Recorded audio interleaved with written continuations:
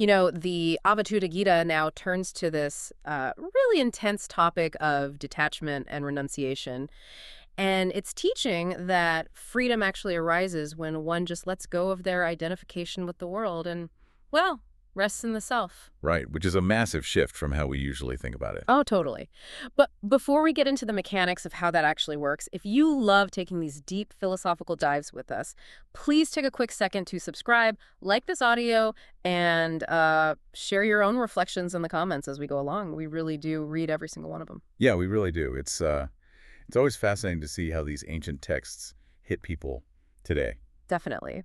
So usually when we think about getting free, about achieving real, lasting psychological or spiritual freedom in our lives, there's this built-in expectation of a massive uphill struggle. Well, 100%. It's like a battle. Right. It's like we picture ourselves trapped in this incredibly complex escape room. You know, you have to decode the locks, break down the doors, outsmart the system. You basically have to physically fight your way out of the box. Yeah, that's the modern spiritual paradigm, really. Ugh. Effort and sweat. Exactly. But chapter 4 of the Avadhuta Gita, it takes all of that and just completely turns it on its head. It offers this radical premise that freedom arises not when you fight your way out, but when you simply let go. It is the absolute definition of a paradigm shift. Because, we are so conditioned to believe that freedom must be wrested from the universe through this intense, almost punishing effort. Right, like you have to earn it. Exactly. Yeah. Earn it, suffer for it. But this text completely flips our understanding of what it means to be free. It frames it as an effortless realization rather than, a hard-fought victory. And to start unpacking this, I feel like we need to completely redefine a word that carries, well, a lot of heavy baggage in our culture right now, which is renunciation. Oh, yeah. That is the crucial starting line. Because the moment people hear the word renunciation, a very specific and honestly somewhat bleak image comes to mind. Yeah, I'm picturing a guy in a damp cave. Right. A damp cave, eating a handful of plain rice every day, entirely miserable. Just punishing themselves to prove how spiritual they are. Like a highly restrictive diet for your soul. That's exactly it. We frame detachment as a chore or a punishment. But the Avadhuta explicitly dismantles that idea. In this chapter, renunciation is presented as the natural, spontaneous expression of true realization. So it's not forced. Not at all. It's not about rejecting life or hating the world.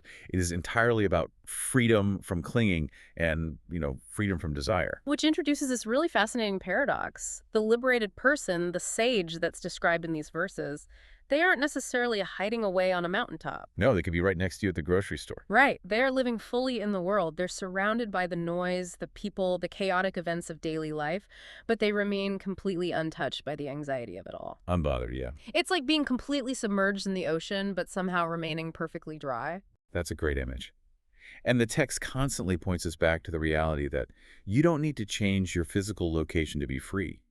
You only need to change your internal identification. Because the problem isn't the world, right? Exactly. The problem isn't the world.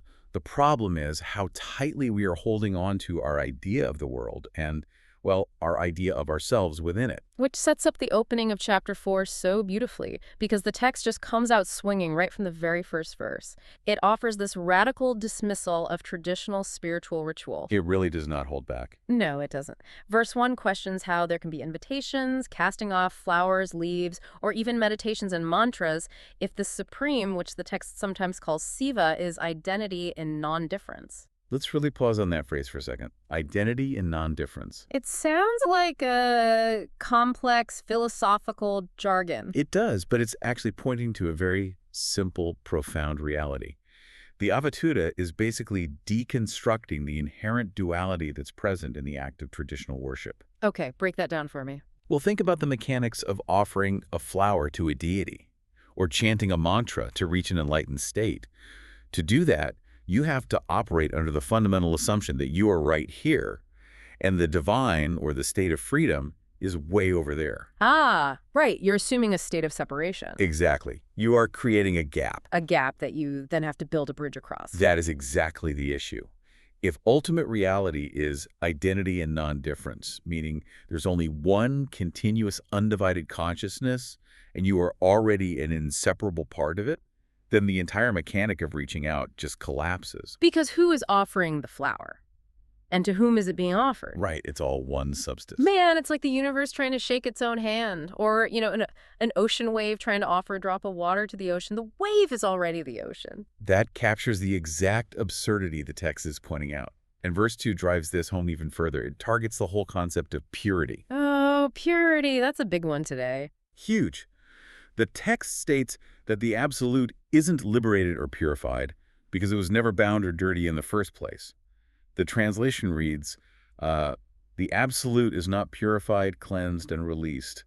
I am indeed the free one, like the sky. I mean, when you look at the self-improvement and wellness industries today, they are almost entirely built on the exact opposite premise. Oh, completely. It's an industry of lack. Right. The underlying message of so many retreats and books and programs is that you are fundamentally flawed or dirty or out of alignment. That you carry all this trauma and these blockages. Yeah, and so you need to buy this product or do this specific breathing technique for 30 days to finally become clean.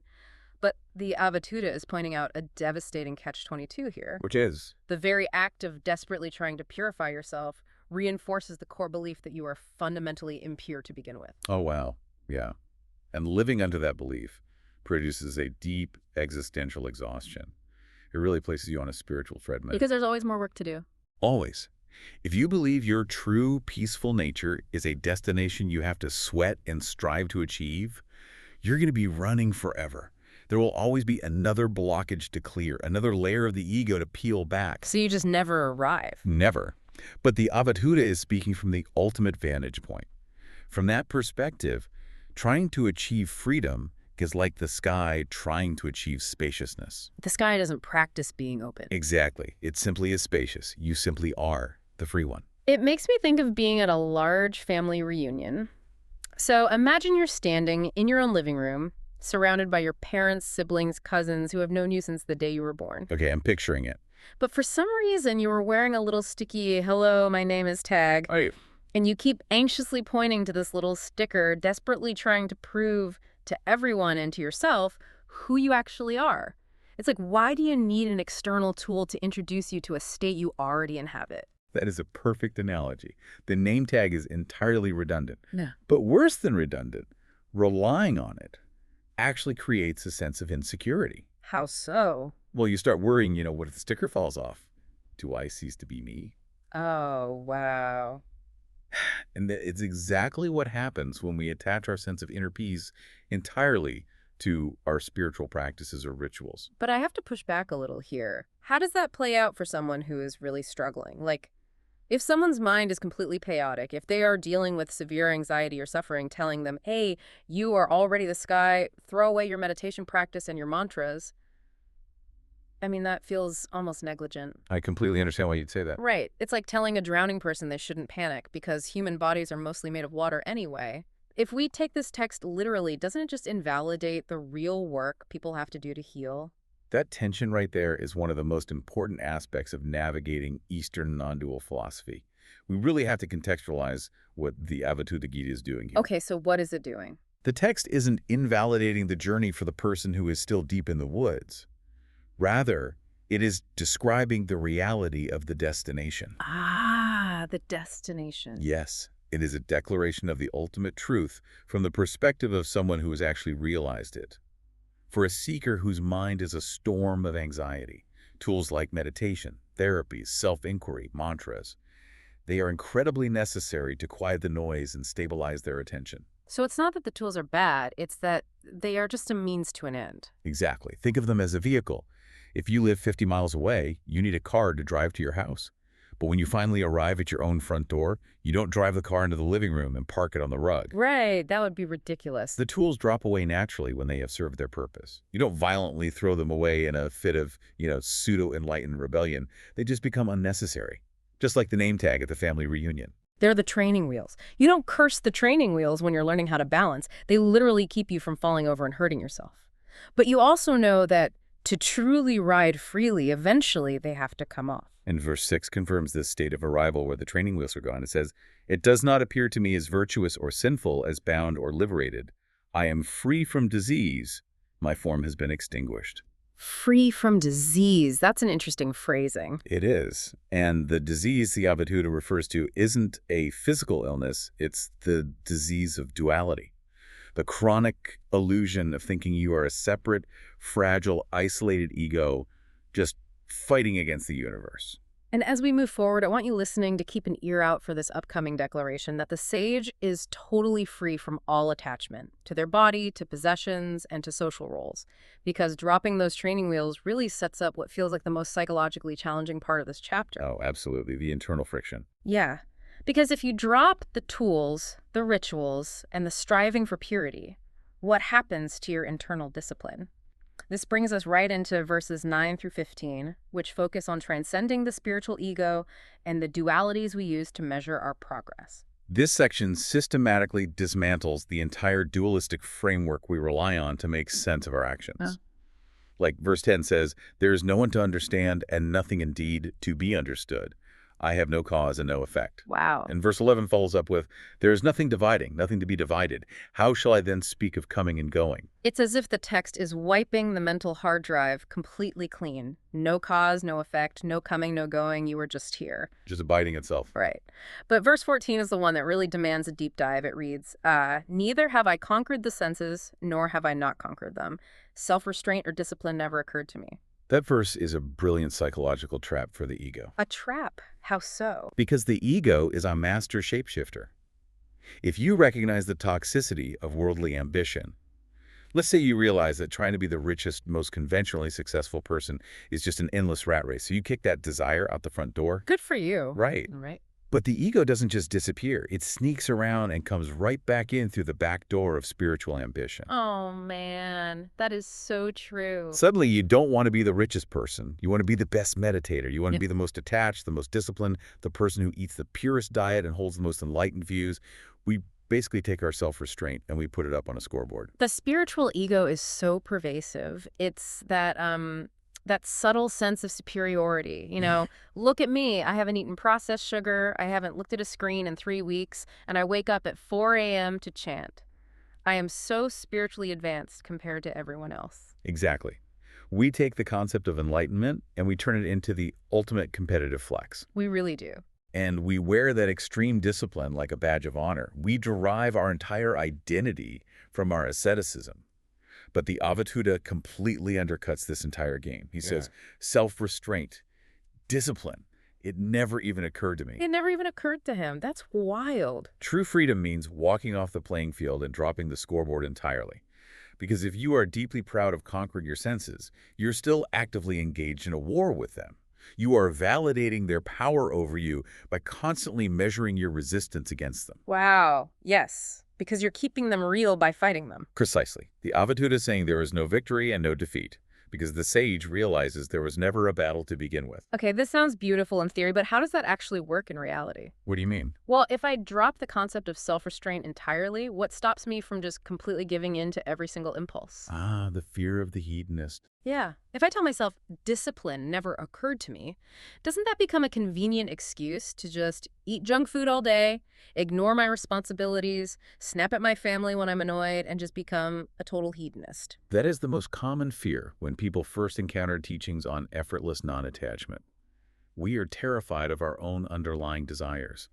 We rely on discipline to keep the monster in the basement, so to speak. Exactly. We need the locks on the door. But this fear fundamentally misunderstands the mechanism of true renunciation. Dropping self-restraint doesn't mean indulging in the desire.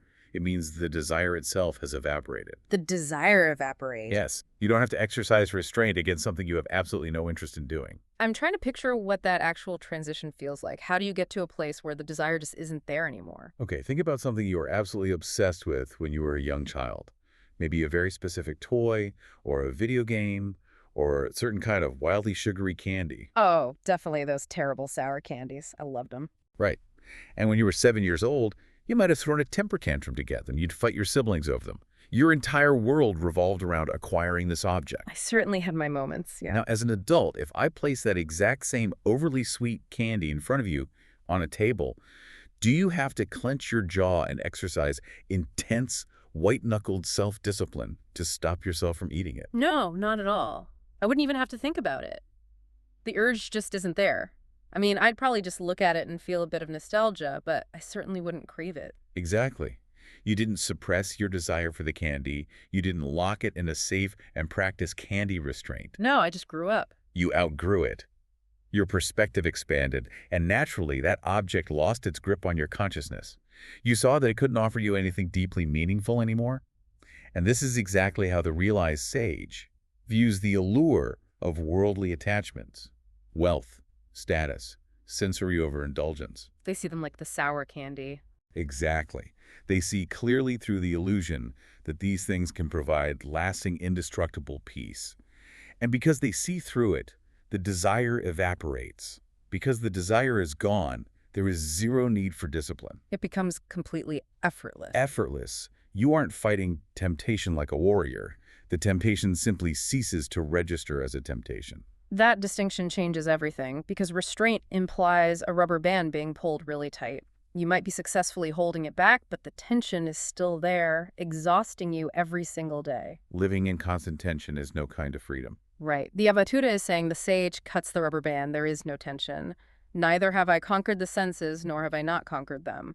They just aren't a controlling factor. They operate normally, but they don't dictate the inner state. Which naturally paves the way for understanding how this liberated person exists in the physical world without identifying with it. If the sensory world isn't a battlefield where you're constantly dodging temptations and proving your discipline, you can just exist. You can walk right through the busiest marketplace, interact with everyone, and not be internally ensnared by any of it. Precisely. And that leads us right into verses 16 through 23, where the text takes this a step further by erasing our social anchors and our temporal boundaries. Because if the previous section was about dropping the internal scoreboard, this section is about dropping the external labels we use to build our sense of self. It's a profound stripping away. It really is. The Avadhuta systematically strips away every single human anchor we use to define who we are. The language here is absolute. Like verse 17 says, "Never have I sleep or awakening. Never do I practice concentration. For me, there is neither day nor night." Dissolving the boundaries of time. Yes. And the states of consciousness we think define our days. And then, verse 21 delivers what feels like a hammer blow to our social identity. It says, "Never do I have father, mother, family, caste, birth, and death.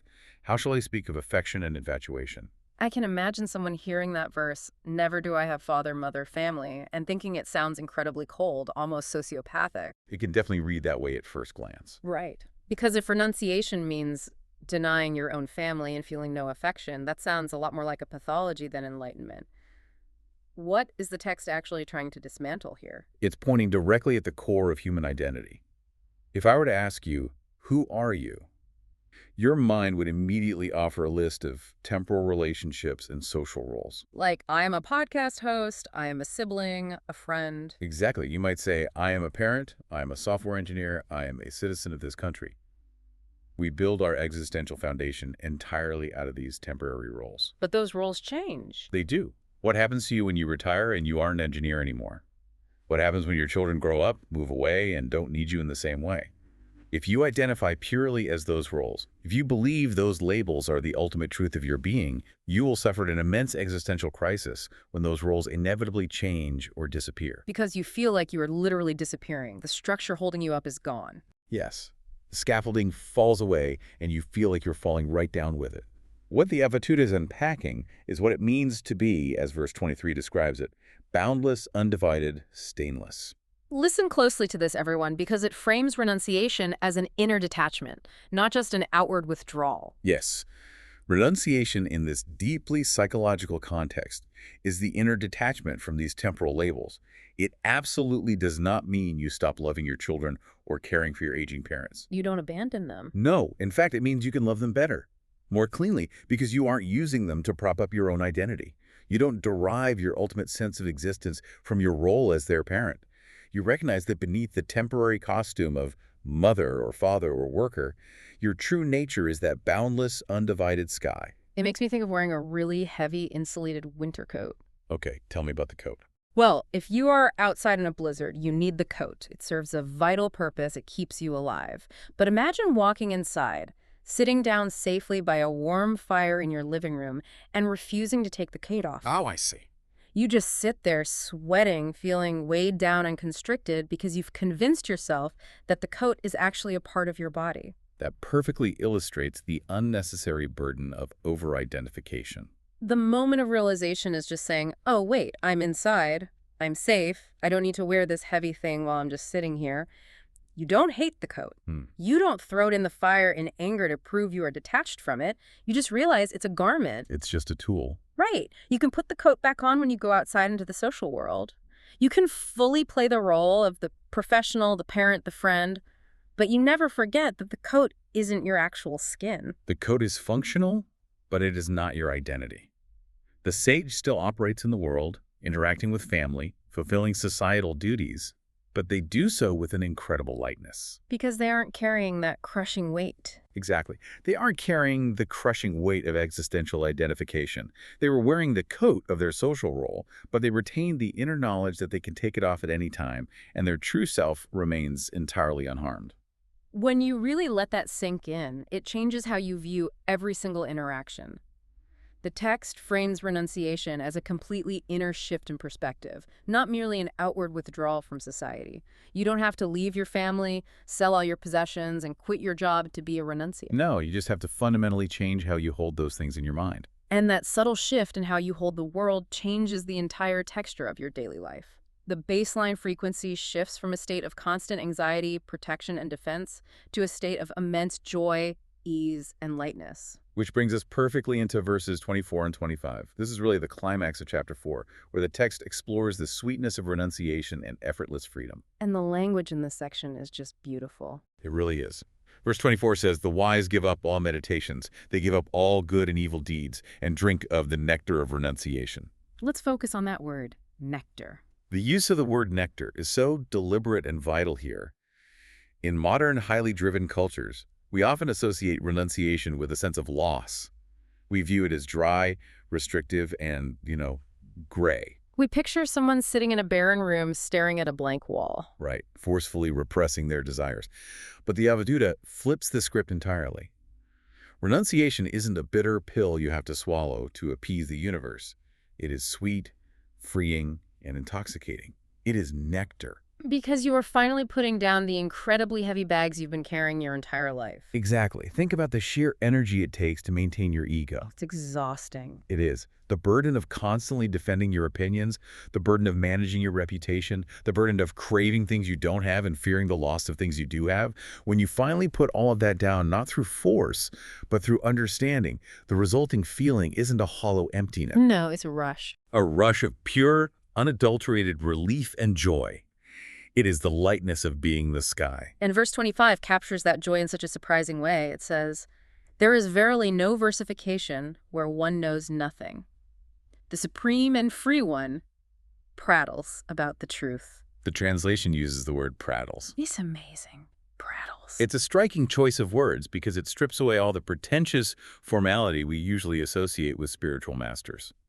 No versification means the sage doesn't care about composing perfect poetry. They aren't trying to sound smart. No, they aren't trying to impress an audience of disciples with their profound vocabulary or their mastery of scripture. It reminds me of a little kid who just saw something amazing at the park.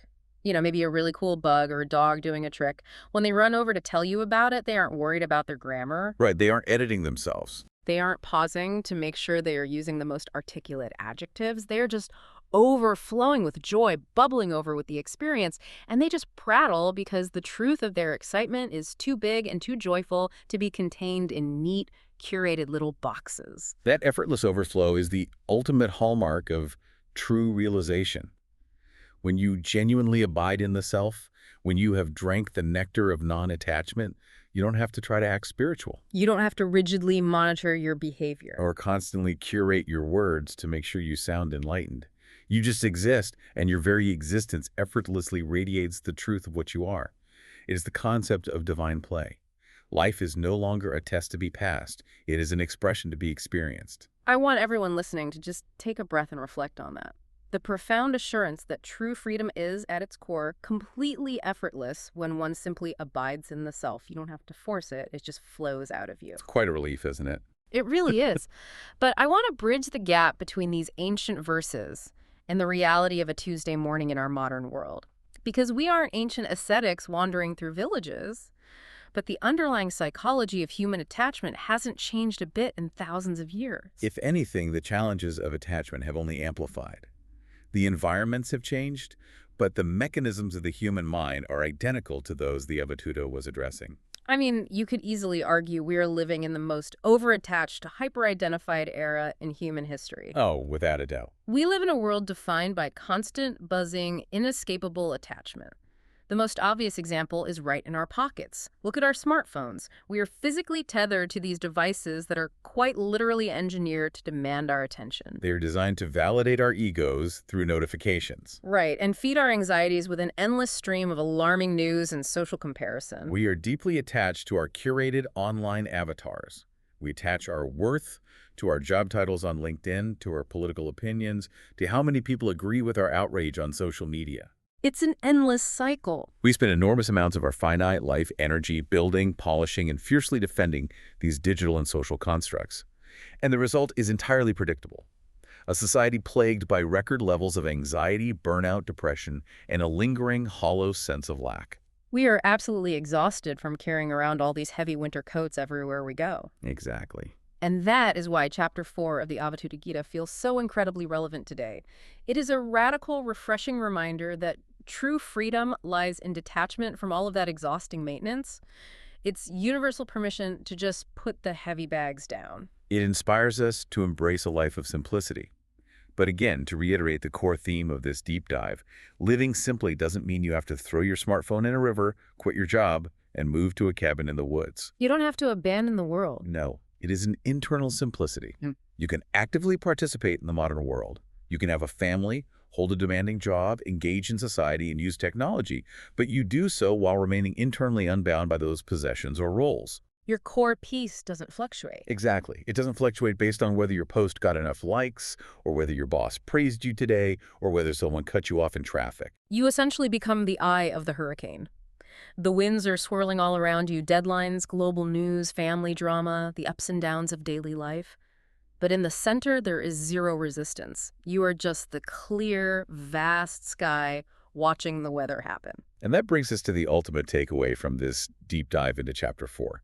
The core message that threads through every single one of these verses is this: detachment and renunciation are the natural, effortless fruits of realization. They just happen. You don't force them. You don't grit your teeth and desperately try to be a detached spiritual person. They blossom entirely on their own when you deeply, truly know who you are.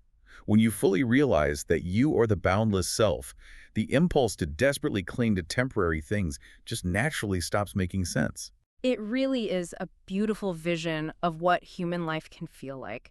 And to leave you with a final provocative thought to mull over as you go about your day, getting back into your routines and your roles, if you are already the vast, unbroken sky, why are you spending so much of your precious energy trying to build a ladder to reach it? A profound and liberating question to sit with. It really is. Thank you so much for taking this journey with us. Remember to subscribe, like, and share your thoughts in the comments below. We would love to hear your take on outgrowing those desires or dropping that spiritual scoreboard. Join us next time as we continue to explore the depths of this incredible text with a deep dive into Chapter 5, where we will look at the Avadhuta's vision of the liberated sage and the true undivided nature of universal consciousness. Until then, keep your bags light and your palms open.